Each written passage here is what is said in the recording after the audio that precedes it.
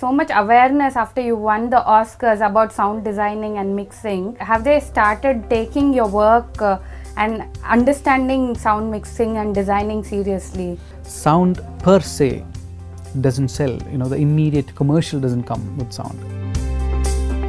I think actors, producers, writers, directors, lyricists, composers, everybody has come into terms with the fact that yes, in the click of a button, you are compared with the rest of the world. I never thought I will win an Oscar for sound.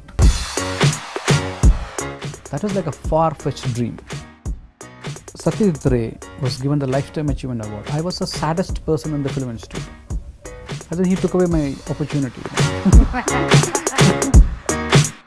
When you read in the Hollywood Reporter that one of the prominent sound designer or a sound mixer in that country talks about your work, and he say that I look forward to Resul Pookutty's work.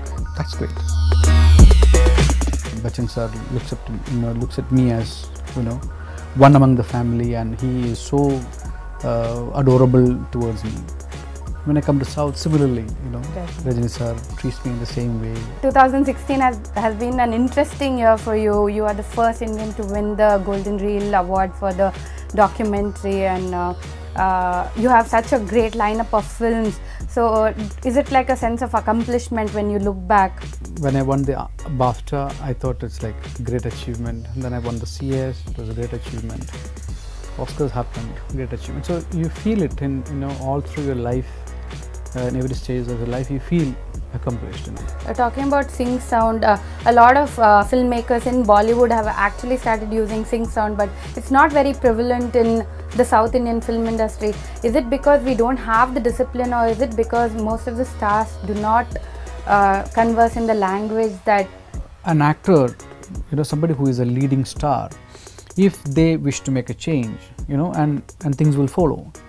Because sync sound, what it can give is the most natural performance. In Hollywood, we plan a film for 3 years and finish it in 3 months. Yeah. Here most of the time it is like we plan in 3 months and finish it in 3 years.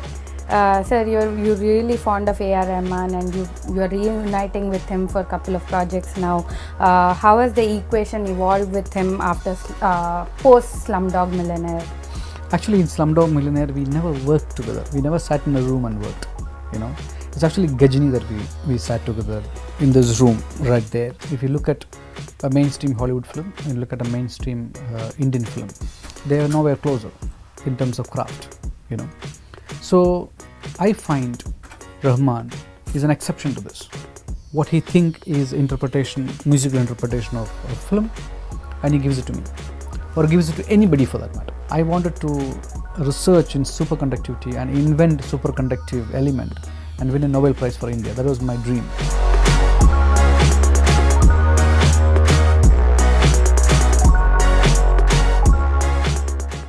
Hi Resul sir, thank you so much for being on Zoom In with Vrinda. It's such a privilege to have you here, and thank you for letting me come to Chennai and actually speaking to you. All your busy schedules, Remo and post-production work, I'm sure it's madness for you. Thank you so much. I think I feel very privileged that you guys have come from Hyderabad and come to Chennai to meet me. I didn't know it was like such a big thamsham for you. Oh, of course, you're a brand by yourself, so yes. Oh, thank you. So 2016 has been an interesting year for you. You are the first Indian to win the Golden Reel Award for the documentary, and you have such a great lineup of films. So is it like a sense of accomplishment when you look back? Actually, when you say a sense of accomplishment, it happens at many stages in your life. Right. When I won the BAFTA, I thought it's like great achievement. And then I won the CS, it was a great achievement.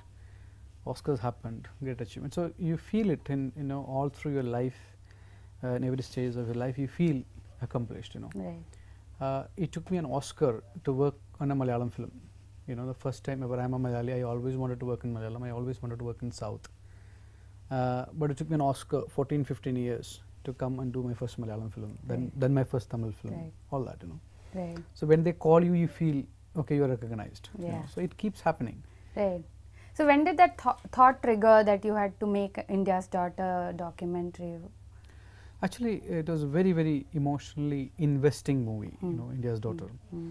Because when that incident happened, you know, all of us, be it anyone, you know, be a brother, be a son, be a husband, you know, be a sister, anybody, what happened to Jyoti was deeply, deeply hurting, Right. deeply, deeply moving, you know. And we saw a whole lot of events unfolding in your television, in your living room, you saw it happening. And it not just about Jyoti and what happened to her, you know. The youth of this country came onto the street, you know. In Delhi, in Bangalore, in Kerala, in Mumbai, everywhere. The whole country awoken. And the message that the youth of India sent out to the rest of the world, that we will no longer take violence against women, you know. That was the biggest message India has sent out to the rest of the world. Yeah. And when we saw that, and Jyoti died, and the way she died, and what happened to the family, and everything, you know, I was crying. Yeah. You know, when you saw those things, you were angered, you were anguished, you know, you were saddened, and you thought this should not happen to anybody, you know. Nobody in this world deserves such a death, you know. And I didn't know what to do for her, you know. The best thing that you can do is that, like, you be the best husband, you be the best father, you be the best brother, you know, you be the best friend to anybody. That's the best thing that you can do. Apart from that, you can't change many things, you know. Then months later, this film comes to me. Leslie comes to me and saying that I have no money, I have made this documentary, I want to do sound, I want your ear to go into this. So at that moment I thought, this is what that I have to do, you know, this is my duty, you know, this is how I pay back Jyoti and her sacrifice.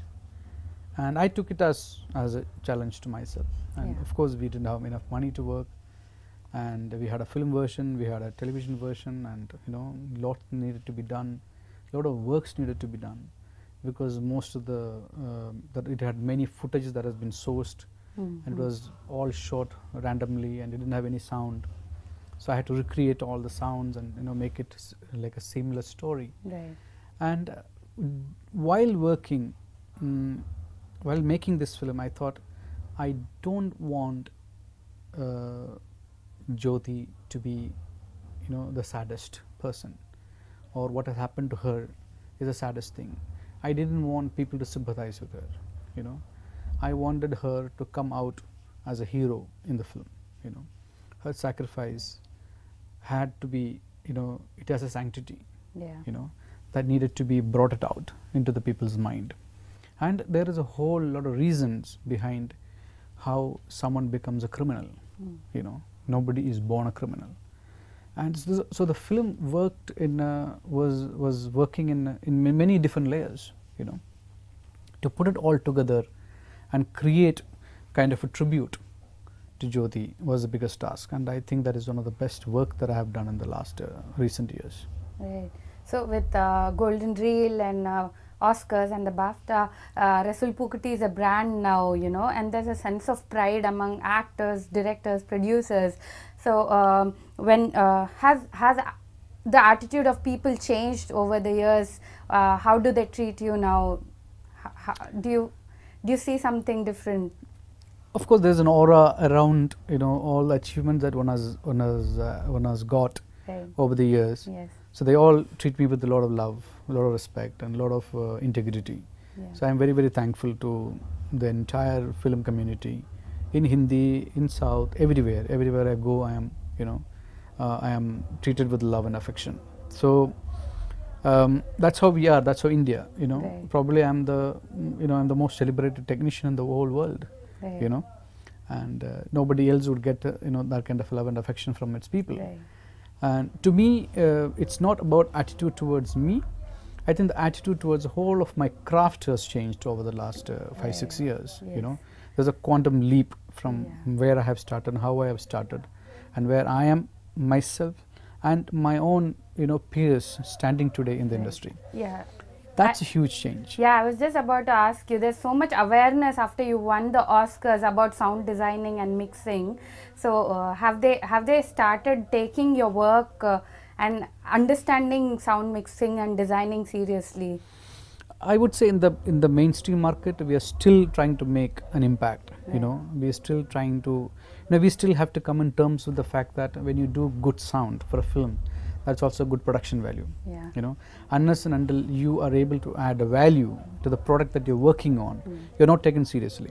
Maybe 10 years ago, good production value was about good looking picture, good looking actors, good looking sets, good looking costumes, everything. Good sound was never considered to be good music, of course, because the music sells. Sound per se doesn't sell. The immediate commercial doesn't come with sound. But the ability, a good sound design, a good well done sound movie, the ability that it can affect people, the ability that it can reach out to maximum number of people. Because now look, we are in a market economy where the best of the work is been exposed to the youth of this country. The best of Hollywood, the best of European cinema is on a fingertip. People are going to compare your work with those work, and people are going to make judgments. I think actors, producers, writers, directors, lyricists, composers, everybody has come into terms with the fact that yes, in the click of a button you are compared with the rest of the world. That's a huge challenge. And now the industry, the dynamics of the industry is changing in a way that you pace up with what is happening in the rest of the world. For that matter, the awareness and wanting to do good work, wanting to be different, wanting to be using the different crafts of cinema into its fullest possibility is coming in the foray, and sound taking a lead, and it's a part of it. That's a great change. So you've worked with some high profile films since Black, and you did Savariya and Gajni and Enthiran, and you've also mixed it up with a wide range of other films like homosexuality, unfreedom and all that. So is there a method to the madness of what you want to actually work on? Do you choose what you want to do? Yes, I do choose films that I want to do, but most often, film just happens to me. They come, and I'm a very emotional person, and to me, script matters, the emotion in a film matters, and the people matters. All those factors comes together, and I pick up a film, and I lead a life, for that film. So do you create a mental picture of how that film should sound even before you start shooting? Or? Yes, exactly. There is a visualization of sound. I create a sound script, and I work towards it. And when we are shooting, I'm actually collecting my raw materials. Like for example, 2.0, which is Enthiran 2, Robo 2. We've been making for the last 5-6 months now, more than a month. And we are thinking of sounds. I'm doing recordings, and I'm going to the shoot. Even though we are not doing live sound, I'm going there, sitting there, watching, looking at the footages, discussing, and I've already mentally started working on the film. So it's a whole new process. And I'm you keep watching things. You see what is the trend and what is today's youth's taste. Everything has to cater towards the youth. So yeah. I mean, for example, Remo, I've been thinking about it for the last 9 months. Been working on it, and Remo has posed me one of the biggest technical challenges so far I have dealt with. What is that technical challenge? Remo is about this boy who falls in love with this girl, and he changes his attire Yeah. to be an actor, and then and he follows her Yeah. as a girl, Nurse. Yeah. you know. Yeah. And when they were, when they started, we discussed the script with me. We all arrived at one element, is that we will not dub the girl with somebody else, so another girl. That's a no-no. And SK never wanted him to be, imitating a girl. In the film, there is always, he switched between the man and the man and the woman. The male's element and the female. He keeps switching, in terms of sound. So we wanted to create a voice for Remo, the character, a believable, not very different from his own voice, not an imitation voice. So to me, to deal with that, it was a huge technical challenge, that he is going to speak as himself. It is very easy to say that you put makeup and you become a girl. You change costumes, you make makeup, you do the hair, and there's nothing tangible in sound. I can't touch anything, I have to work with it, what I have. So we new softwares, new gadgets, new many things. We tried and tested and tried and tested and tried and tested. Then we arrived at, okay, this is it. That's what you would enjoy when you watch the film. Right. So Remo is easily one of the most fun films that you have worked on, right? And also one of the most anticipated films right now. So what is it that actually got you to sign on this project? After I would say Nanban and Three Idiots is one of the most entertaining film I have worked with. And even if I've watched the film like 50,000 times, I'm still cracking up, and it gives joy to people. That's my most important aspect of this film. And it's written by Bakiraj Kannan, and I think he's one of the brilliant young writers and a director who's come out. I would, I told him, like, in the next 5 years, he would be known as the next Raju Hirani. Wow, that's a compliment. He has that kind of a gifted boy, and when he narrated the script to me, I instantly fell in love with the film, And then when they came to me, I was wondering, it's a boy next door, girl next door kind of a story. It's a love story. Why are they come to me? And as the story evolved, I realized that, oh, this is the reason why they've come to me. And I fell in love with the film, and we signed up, and we've been working, and myself and Anirudh is working after 3 for the first time. And so there were a lot of new things. P.C. Sriram, whose work we have, as a college student, I have seen and grown up with, working with him in a film of this scale. So for me, it's a very rewarding thing. Right. When I met Siva earlier, he told me this was one of the most demanding and challenging films for him, and you seem to also echo the same thoughts. So what did you have to work differently for this film? Obviously he had to change his get-up, but did you have to work something differently? I think the biggest challenge for me was I had to be truthful to SK's performances.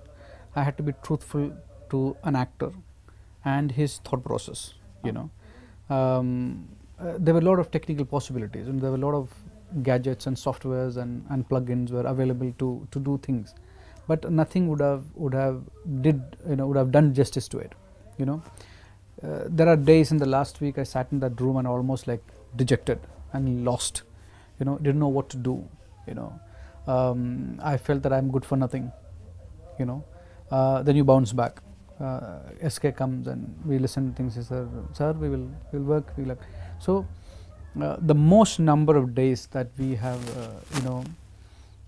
dubbed for a film is this one, because I made him dub the whole film at least 4 times over. Oh, is it the girls portion or the entire film? Especially the girls portion. The girls portion is quite a bit on the film.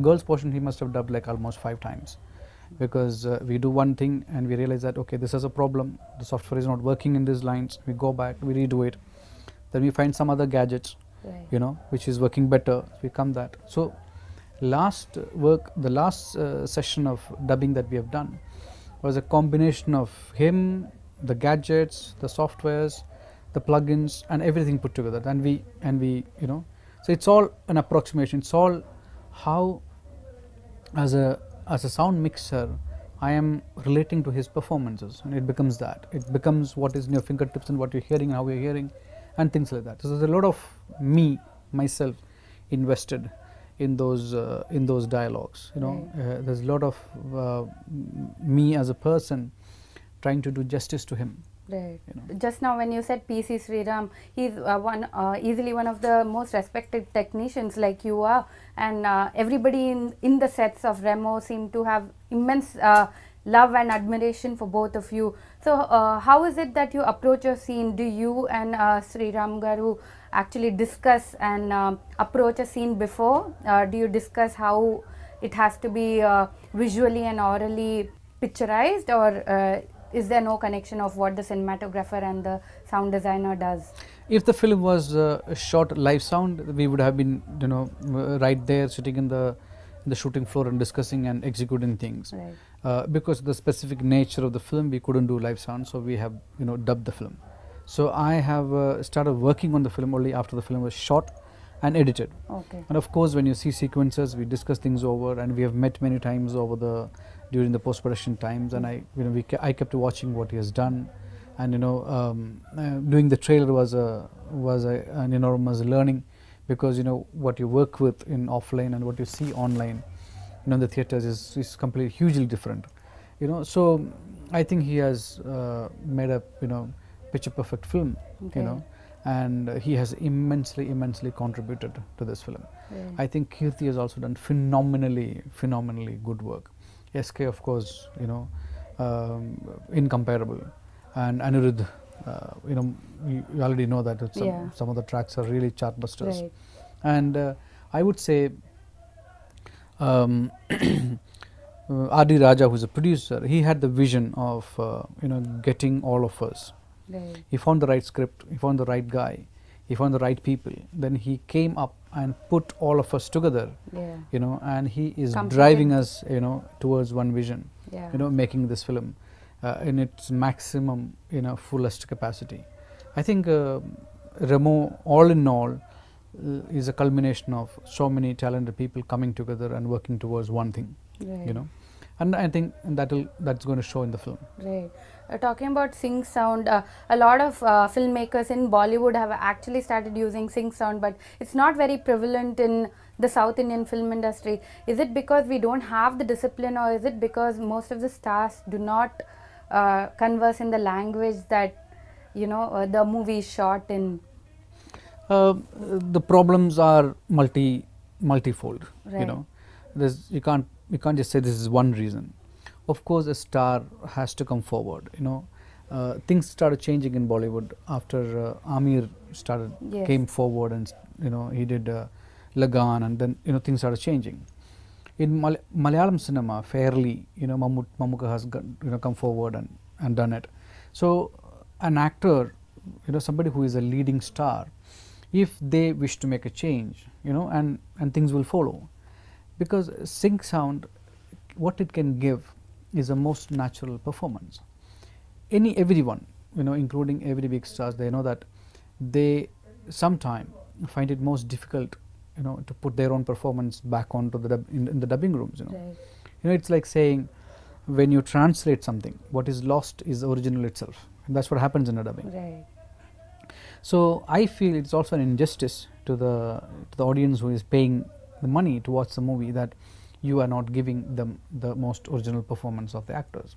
So to me, the philosophy behind to do live sound is also multi-layered. Of course, discipline is a huge aspect. You need to have a bound script, you need to have dialogues ready, you need to have the dialogues learned by the actors. There is no, you can't, dubbing mein pakla. That kind of an attitude cannot happen. Everything has to go clockwork. So a lot of preparations have to be done, have to be there. They say in in Hollywood, we plan a film for 3 years and finish it in 3 months. Yeah. Here most of the time it is like we plan in 3 months and finish it in 3 years. That kind of a disciplinary aspect has to come in. Lot more professionalism has to come in. Yeah. And I understand, certain action films, it's not possible to do live sound. We have to recreate it. Yeah. But again, films like Die Hard, films like Avatar, still doing, what they're doing best, and being able to give the best performance to the audience. Right. So it's a time that we change, because there's, there will be a demand from the audience. Before the audience start rejecting us, we have to cater to their demands. Right. So, Resul sir, so during shoots you usually shoot outdoors, and as part of your job you have to capture the ambient sound. But is it technically very challenging, especially in India where it's too chaotic, right? So how do you actually try and gather the sound? To say it is technically chaotic, it is difficult, all that is, I done Slumdog. I won an Oscar for Slumdog in live sound mixing. Right. Yes. So we done it, and it was all shot in Bombay. Nothing was under control. Films like Gajni, with Rahman on the streets of Bombay, we have done it. Black. I mean, if you take 98% of films that I have done are all live sound. Yes. We're doing Kabul now with Hrithik Roshan. That is live sound. So every film, it's only in the South that I have not done live sound. Yeah. Yeah. So I'm doing a small film with Rohini, actress Rohini, her directorial, which is live sound, which is shot in Calcutta and Chennai and all that. Okay. So it is actually, a creative call, more than the production call. It's more of a creative call that I want the performance of the actors to be intact and to be original, and whatever it takes to get that, we will do it. Then everything else will follow. Right. So, Resul sir, can you tell our viewers the difference between sound designing, sound editing and sound mixing, because everybody doesn't really understand each of it. So when you say sound design, I would say, the work of a cameraman, he gives a visual language to the film. So likewise, a sound designer gives an oral texture to the film. In a film, there are various kinds of sounds comes in. The spoken dialogues, which are the performance of actors. There are, ambient sound depending upon where the film is set in. It could be a science fiction film, it could be a period film, it could be a today's film. It could be a film based on sports, it could be a film based on, like Fast and Furious, cars and things like that. So we set up the film in an environment, or in a film there could be, a lot of time element that we deal with, day and night, seasons, rainy season or summer, or so we have a set of sounds that we would create to notify this. Yes. Then you have background music, which is the emotional quotient of the film. Then you have songs. So all these different kinds of sounds have to come together and give an audience one emotional experience. It has to, audience see it as just one sound. But imagine there's all these different elements that I spoke about comes in multi-layered, multitude of channels and multitude of tracks. They all put together and create one oral texture. Right. That's what a sound mixer does. When we do the final mix of the film, we look at the film, what is the narrative graph of the film, and as per the narrative graph of the film, we deal with the loudness graph of the film, so that it doesn't hurt the audience ears. Right. It creates an emotional experience to them. In sound editing, like a picture editor, what he does, he edits the picture together so that the storytelling is moves forward. Likewise, a sound editor will put all different kinds of sounds, put it together and enhance the storytelling. Like for example, if I tell you, like a car, car door. For example, if you have to establish a car, what is the brand of the car? Is it Ambassador, Fiat, Honda, anything? Is it an old car? Is it a rattling car? Is it a 15-year-old car? Or is it a new age car? It doesn't make any sound. Or suppose you're working in a science fiction film, like a period which is say 100 years from now. How would a car would sound 100 years from now? We have to make it from the existing sound of a car to make it sound, of another era. Or imagine we are working on a period film, where 100 years before X-ways, things have happened. So today's traffic and today's sounds cannot be cropped up into the film. So these are all one person who has conceived this whole sound design, sitting with X number of editors and making them, edit various kinds of sound and get a vision of that sound designer forward. So it's a hugely vast area, you know, which is not very well explored in Indian cinema. You know, now of course after last half a decade, a lot of awareness has come into. The thing is, a lot of youngsters come to study. Right. You know, a lot of education institutions have come forward after my Oscars, and a lot of study going into it, a lot of youngsters coming into it. You know, when youngsters comes, a lot of awareness, lot competition comes in, you know. So I would say Bollywood at the moment is very, very competitive in terms of using this craft. Right. I hope I explained. Yes, I also got to know a little more. So I've been very curious to ask you this. As a sound designer, you actually work very hard to create magic with your sound, right?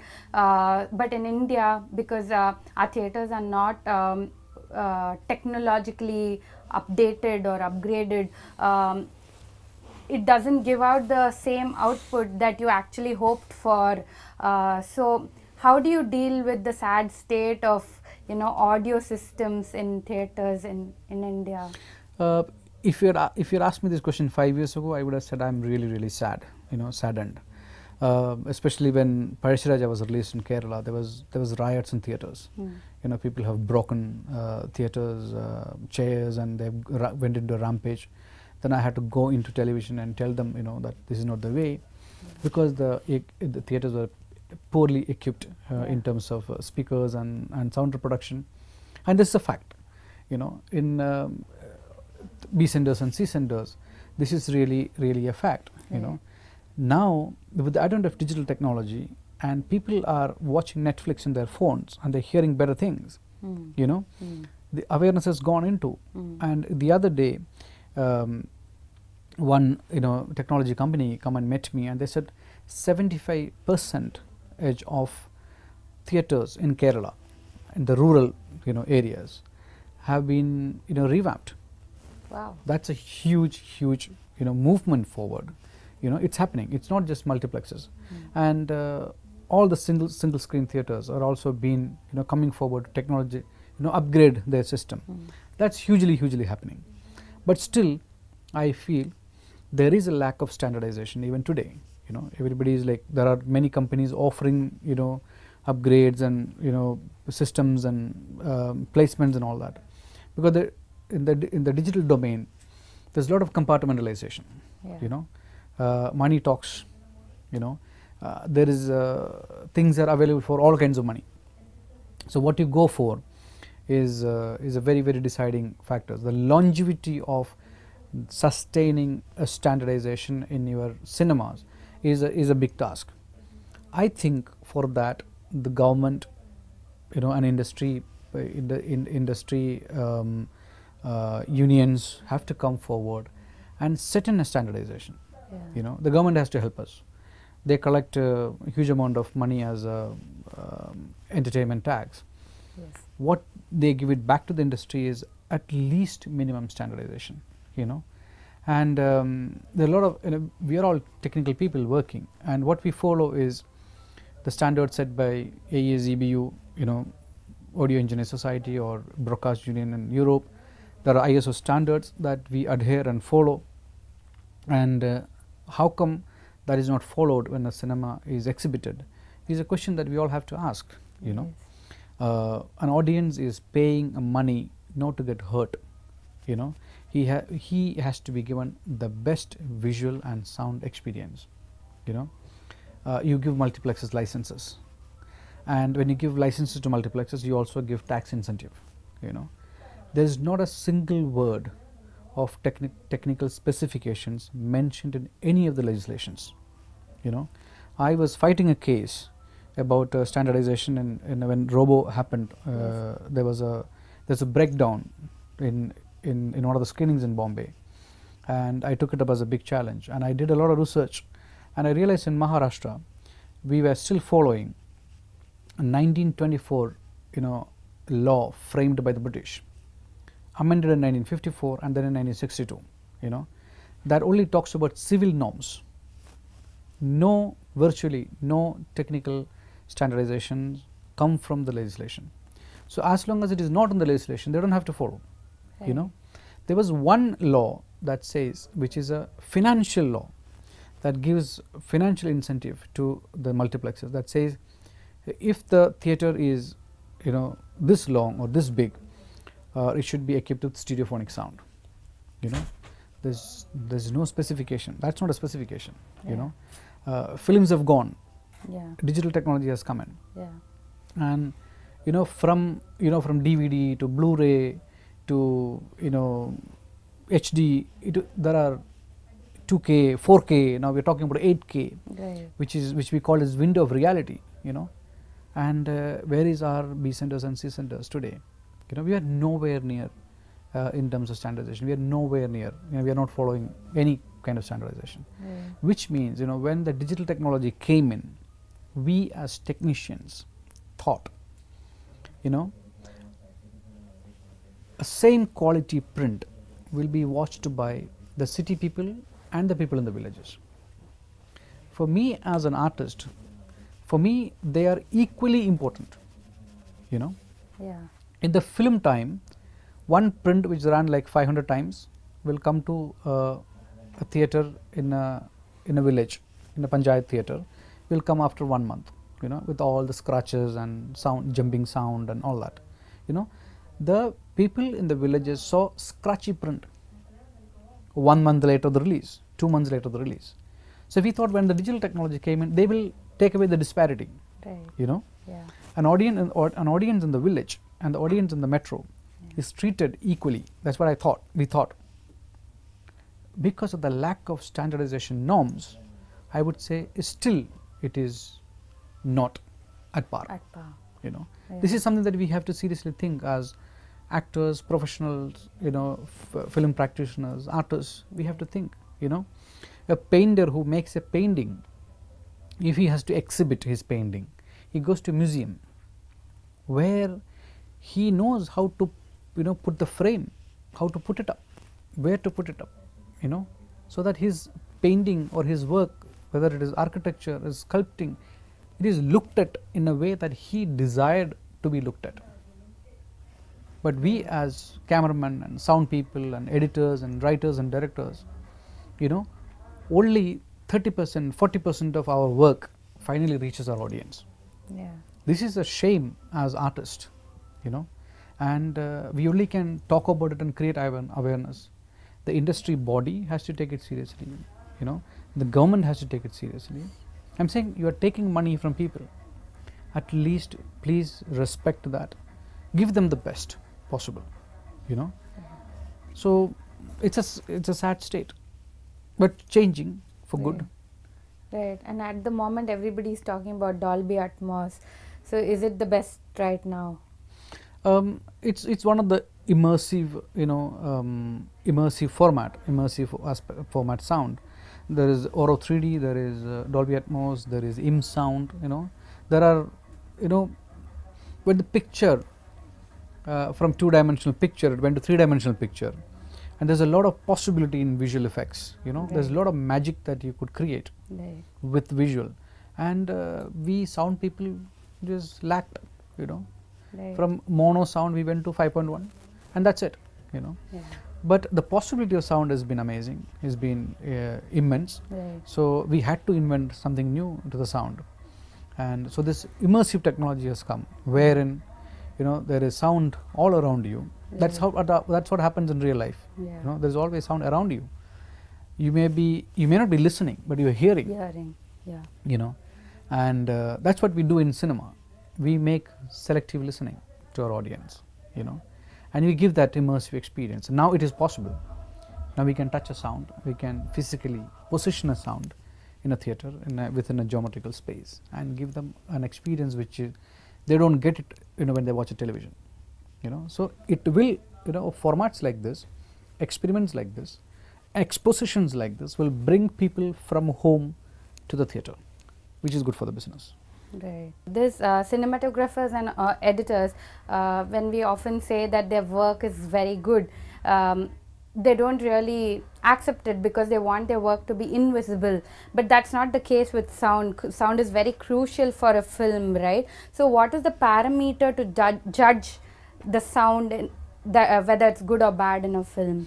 I would say if somebody say that, I heard that sound in that film, which means it's a problem, Right. I don't want to be heard, I want to be emotionally dipped in the experience of the story, and people come out and then they realize that, oh wow, if they say that, then for me that is the biggest compliment. Right. So Resul sir, your childhood was in Kollam. You grew up in Kollam, and then you studied physics in college, and then you went on to go to FTII Pune, and then you did sound engineering. So when you look back, are you able to connect the dots between what you had studied in college and what you're doing right now? I think completely. I think what I've studied, I went to film school. Right. I left my law and joined film school because I wanted to be I thought studying sound in cinema is an extension of my physics studies. If you ask me really what I wanted to do, I wanted to be a physicist. Really? Yeah. Oh. I fell in love with physics and I wanted to be a physicist. Right. And So I film is not a completely different medium, is that what you're saying? Not at all. Not at all. I wanted to research in superconductivity and invent superconductive element and win a Nobel Prize for India. That was my dream. Wow. When I was and you won an Oscar. Instead, like you think, they say the man proposes and God disposes, Yes. He had other plans. Yeah. And he instead gave me an Oscar. Not a mean feat though. But understanding physics has given me another dimension to understand the possibility of sound, I'm saying there's a lot of mysticism in sound, which we keep exploring. Right. And sound is a lot of metaphysics in sound. The experience of sound is very, very metaphysical. Right. So I am taking physics to a different level, and my understanding of physics is actually helping me in understanding, electronics and softwares and things that I need to design and things I need to develop. I am part of developing microphones. I'm part of developing things that I require for a film. The demand is keep increasing. Right. So have you always kept your benchmark very high? That's what it seems like after talking to you. I have no benchmark. It's that I strive for excellence in my work. It's very difficult to satisfy me, myself. Right. And I give my fullest in every film that I work. That is the only magnitude that I have. In some film it becomes success. People recognizes it and they celebrate it, and some they don't, which is okay. Right. So in one of your interviews, you said that you wanted to be an actor, but when you got a couple of offers, you rejected it. Do you still have the plans of acting? When I was a kid, I wanted to be an actor. Okay. Okay. Right. Of course, and you do, there were advertisements in the newspaper that you apply for and all that. Didn't happen. When I went to film school, a lot of film projects that I have acted, and now there are a lot of people came after me, and I ran away from them. Life is different, something that you still think around films though. Yeah. Right. Yeah. I like the So way. is that satisfying? Hugely, my work is my life, and yeah, I find happiness in my work. Right. Sir, you're really fond of A.R. Rahman, and you're reuniting with him for a couple of projects now. How has the equation evolved with him after post Slumdog Millionaire? Actually, in Slumdog Millionaire, we never worked together. We never sat in a room and worked. It's actually Gajini that we sat together in this room right there. Oh, we started right. working together, and there arised our kind of relationship and mutual respect for each other's work. I understand him like that, and over the years we realized that we silently leading to different lives, but a lot of things that we are doing similar things, Sound. writing scripts and furthering one's own area of creativity, and I am doing something in the virtual reality space, and he's doing something in that. Yes. Now we are discussing to do a film together on a virtual reality space. So there's a lot of things that we are, apart from a composer and a sound designer, Yeah. which we have great understanding. Yeah. And I find a lot of composers in India is very, very scared. Yes. They're very, very scared of sound designers, and there's a huge war between them, in films, because composers think that they are going to pull down the music, and the sound designers think that they are not giving music that is suitable for the film. They're working on two different planes. Yes. Because songs are a huge factor in our film. I mean, I'm not blaming anybody, because songs have the composers are invited to do the songs first. Yes. Then they have to further the song compositions in the film, so that when the film become a hit, songs will sell more. So it's all business oriented. So in that war, what happens is there's a lot of loudness war happens, between the sound designer and the music composer. And I feel a lot of composers are very, very reluctant to let their music be used by the creative people, so that a seamless storytelling is possible. In the West it happens. If you look at a mainstream Hollywood film and look at a mainstream Indian film, they are nowhere closer in terms of craft. So I find Rahman is an exception to this. Right. I find him is the only person who scores what he think is musical interpretation of a film, and he gives it to me, or gives it to anybody for that matter, so that let them use my music. Yes. And create the best possible emotional experience. Right. I think that need lot more wisdom, lot more understanding of the craft, a lot more belief in what I am doing in my work as an artist.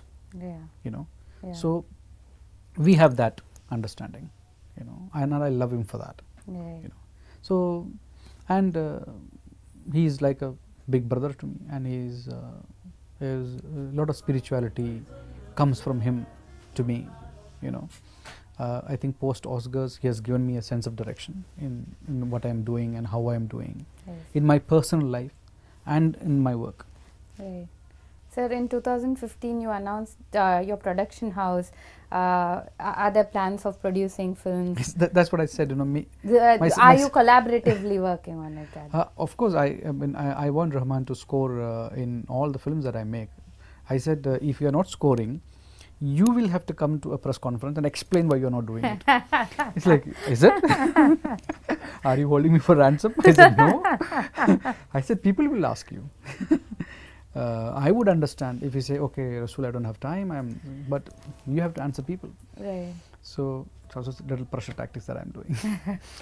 Of course, I have 3 scripts ready.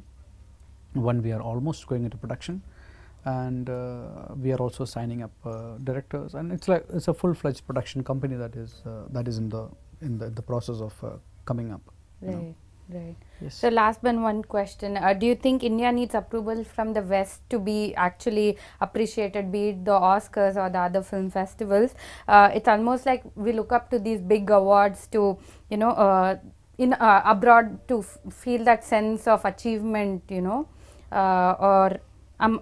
because that being the best in the world. Do you have those thoughts? Or see, it's like this. When Pather Panjali went to Cannes and won, the best film in Cannes, we started recognizing Satyajit Ray. So it started from there. We have a colonial hangover. When the West is recognize us, and we run forward to people.